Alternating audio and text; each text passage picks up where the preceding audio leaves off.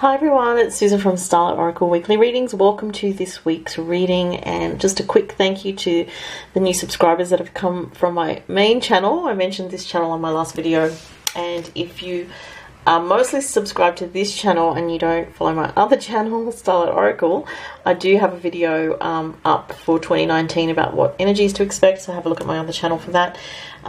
This week with the astrology, and this is by the way for the 17th to the 23rd of December, some interesting things happening. We do have a full moon in Cancer at the end of this week, and that will be at 0 degrees of Cancer.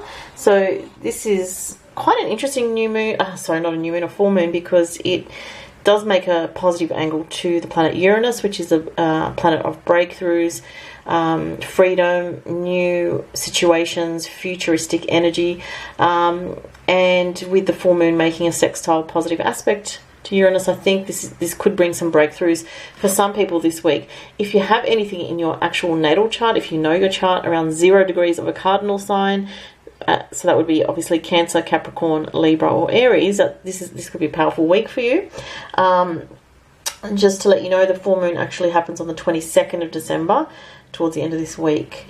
And it could be an emotional full moon because it is in the sign of Cancer. It's at the 0 degree point of Cancer, which is quite significant. Being at that 0 degrees could make it more emotional for some people. And Cancerian energy is to do with parenting, mothering, children, family, your soul mission, your deeper emotions, and how you really feel about situations in your life.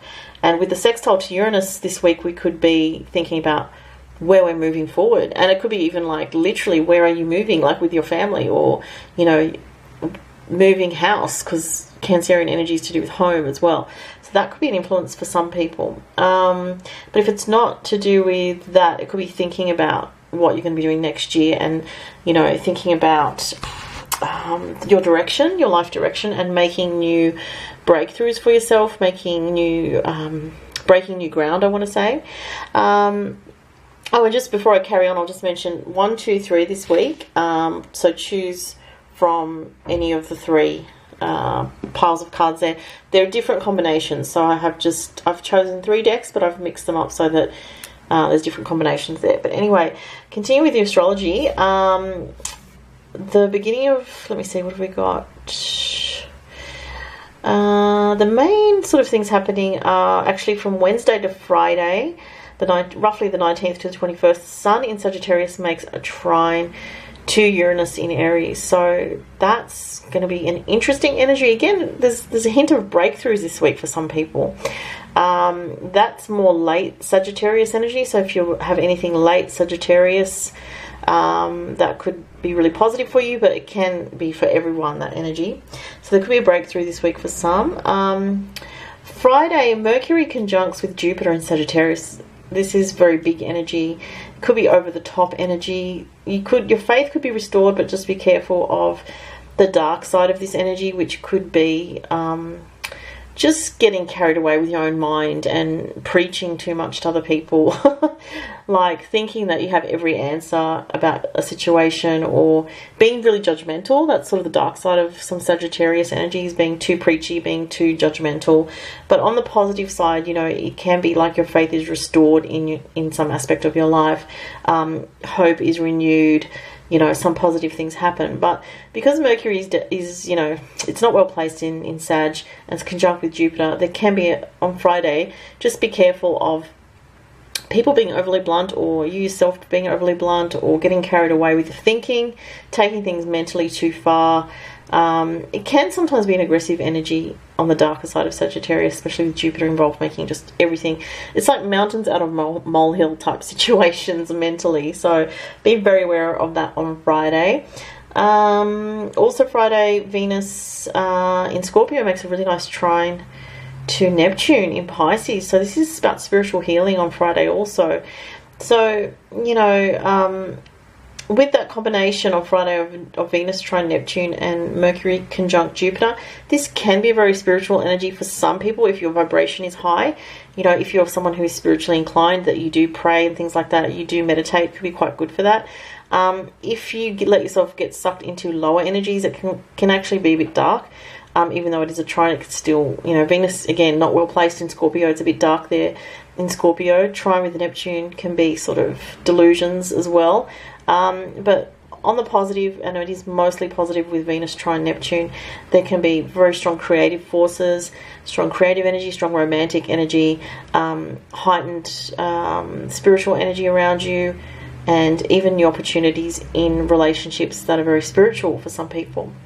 The very last thing to mention this week is on Saturday the 22nd, the Sun moves into Capricorn. So happy birthday to all the Capricorn people out there. So this is a nice, you know, from the 22nd, this is a nice energy if you've got a lot of Earth in your chart. So if you've got Taurus, Capricorn or Virgo energy, this, you might feel more stabilized when the sun moves into Capricorn on Saturday. So that's the week with the astrology. Let's have a look at the cards for this week. So if you chose number 1, wow, you have some nice cards here. If you chose number 1, you have, let me just make sure the camera's picking that up, from the Wisdom of the Golden Path, Prosperity and Freedom. Beautiful. Look at the colours, purple, really soft energy. And it's interesting because there's a soft purple also here. It says, I accept and love myself, cherishing self. Wow. So for some people, this message is a very strong message. Oh, there was an extra card I wanted to tell you about, but that's for everybody. I'll just talk about this first. So cherishing self and prosperity and freedom, very connected if you chose this. So the more you have respect for yourself, are balanced within yourself, the more you're going to attract more prosperity and freedom in your life, okay? So there is something about healing here, and I accept and love myself, it says. So, you know, there's something that when it comes to self-nurturing, you may need to put the efforts in yourself to look after yourself in that way. You know, we do, most people know how to look after their basic, you know, physical needs, but this is more than that. This is looking after yourself, you know, in a very self-accepting way, in a real, genuine way, that you care for yourself like you would for somebody else. And as you do that, you will find that things fall into place more in your life and come together more. So that's a really beautiful message. I love that. All right, and this number 2. So if you chose number 2, Authority and Wisdom. Wow, very different messages. All right, so authority, interesting, because Saturn's in Capricorn. It makes me think of Saturn energy. If you chose number 2, there might be something that you're going through to do with dealing with people in authority. It could be bosses, it could be parental figures, or processing things to do with like a significant parent in your life, and you're thinking about, you know, the influence of that parent on your life. And it's actually to do with how the way you frame something in your mind, to do with the past, can actually give you a really great perspective and greater wisdom so that you can be a better person. And it's like if you've been through something difficult in your life, when you heal that, it's almost like you can use it as a gift in a way to show you how you don't want to be. You know, sometimes we experience difficulties with one or both parents, and it, you know, it can be a lesson about, okay, well, you know, I didn't like the way that I was treated when I was young. I'm going to make sure that I'm not, you know, that type of person now. And so it's about garnering wisdom out of some kind of difficult dealings with people in authority there, okay? So that's number 2.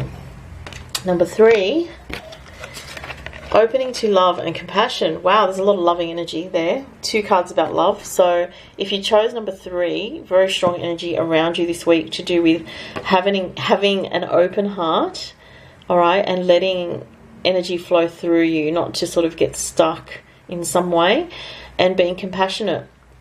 So this week, for those people that chose number 3, there's very strong energy around either you being a compassionate ear for another person, or trusting in the feelings of love that you have for another person. So if you do have a situation in your life where you do feel for someone greatly, but the situation's not moving in the way that you want it to right now, just know that this experience that you're having is valid. You know, it's for you to open up your heart to love. And look at this heart's just bursting with feeling here.